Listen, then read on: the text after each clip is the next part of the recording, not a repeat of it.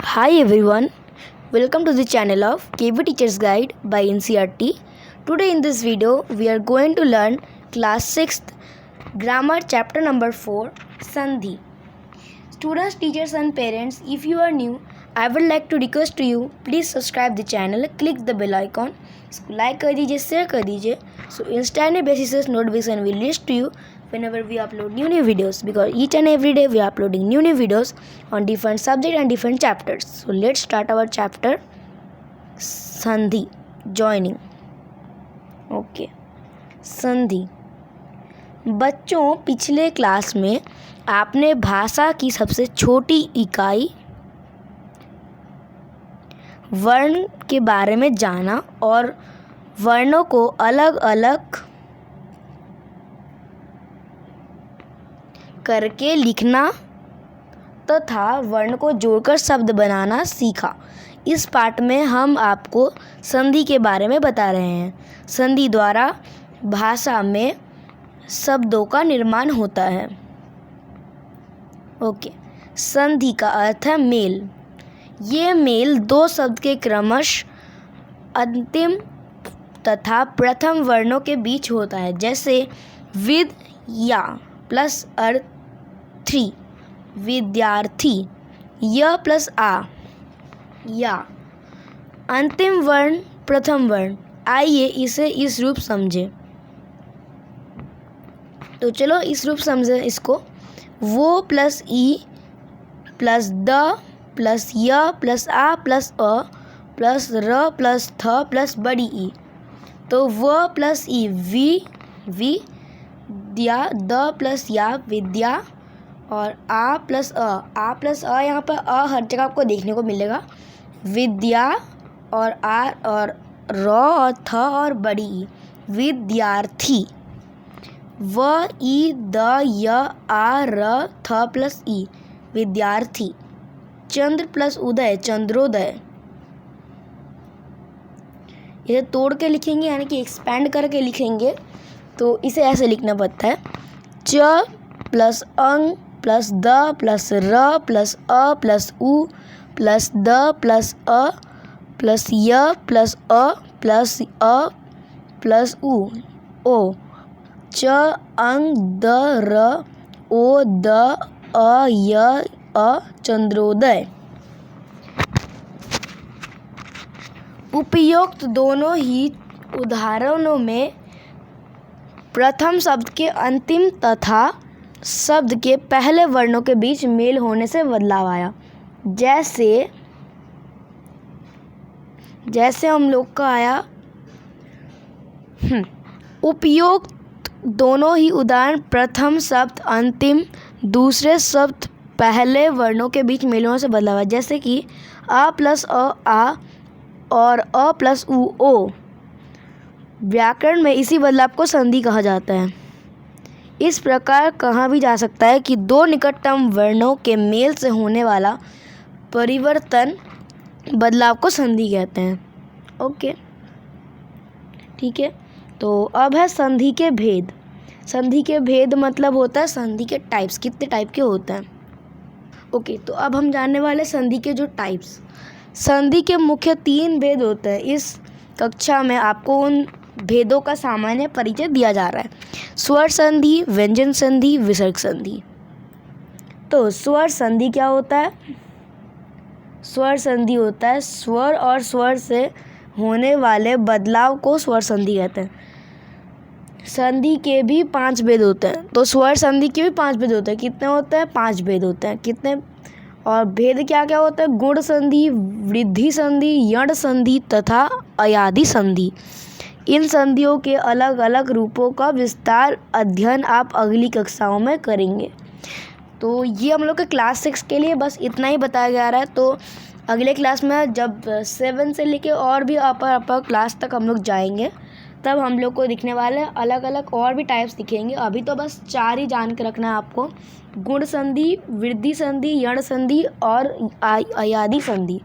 इन संधियों के अलग अलग रूपों का विस्तार अध्ययन आप अगली कक्षाओं में करेंगे. ठीक है. आइए स्वर संधि के कुछ उदाहरण देखें. तो आइए अभी जो स्वर संधि है उनके कुछ उदाहरण देख लेते हैं.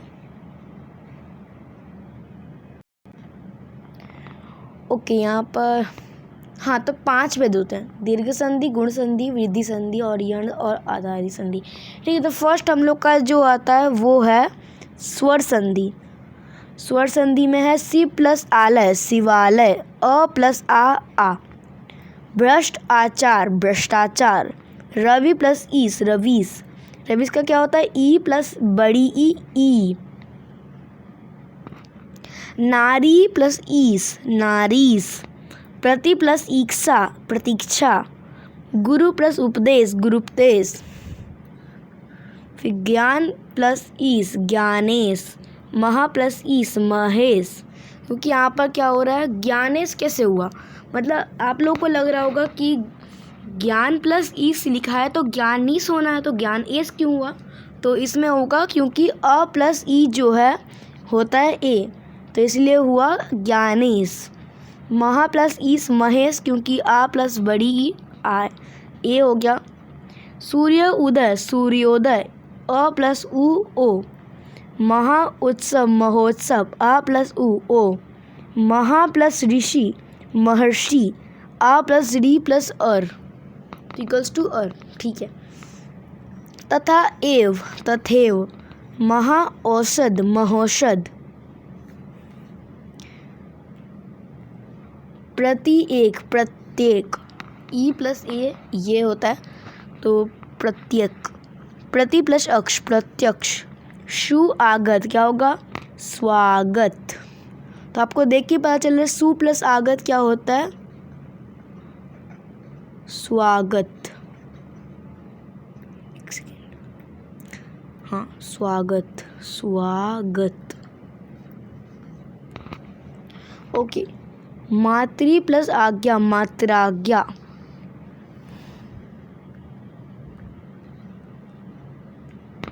च प्लस अन चयन, ए और अ चयन, न प्लस अक नायक, भ प्लस अन भवन, प प्लस अक पावक। पावक का मतलब आपको बताता हूँ, पावक का मतलब हो गया आग या अग्नि।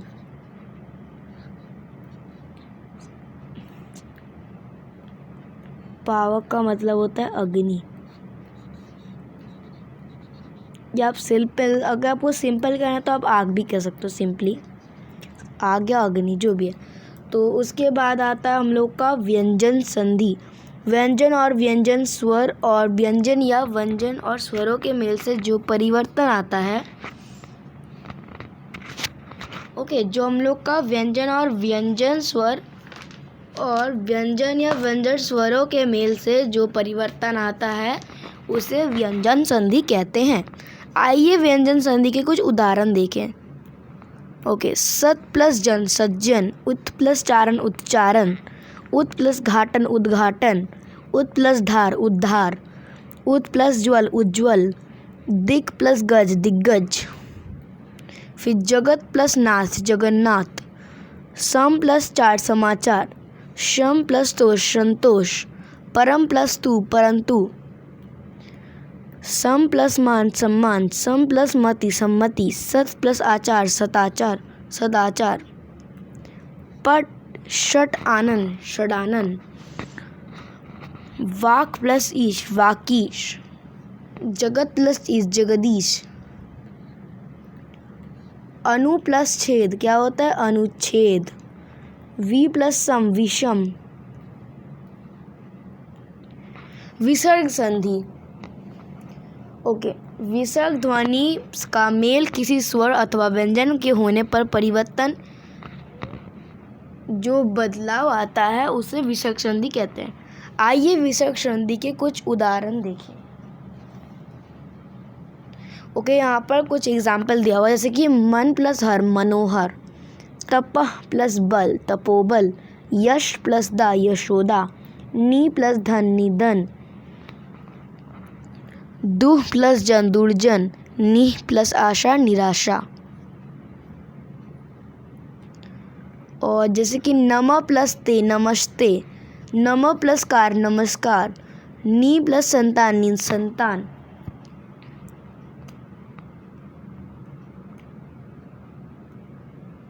फिर नी प्लस च निश्चय, दूस प्लस शासन दुशासन, नी प्लस ठुर निष्ठुर, दू प्लस परिणाम दुष्परिणाम, संधि विच्छेद, संधि से बने अलग अलग करना ही संधि विच्छेद कहलाता है। मतलब संधि विच्छेद क्या होता है? बने जो अलग अलग शब्द होता है उन्हें विच्छेद करना, उसे तोड़कर लिखना। जैसे कि कार्य प्लस लय, कार्यालय, कार्य प्लस आलय, कार्यालय। सुबह प्लस शुभेच्छा, शुभ प्लस इच्छा, शुभेच्छा। निर प्लस बल, नि प्लस बल, निर्बल। अब परीक्षा का क्या होगा? परि प्लस इच्छा, परीक्षा। सर्वोत्तम, सर्व प्लस उत्तम। यह भी जाने। ओके, हिंदी में संधि के नियम संस्कृत भाषा से लिए गए हैं।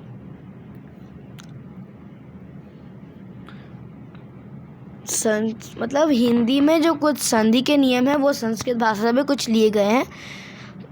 नियम हिंदी भाषा में भी विकसित हुए हैं, जैसे सब प्लस ही सभी, अब प्लस ही अभी, कहाँ प्लस ई कहीं, कब प्लस ही कभी।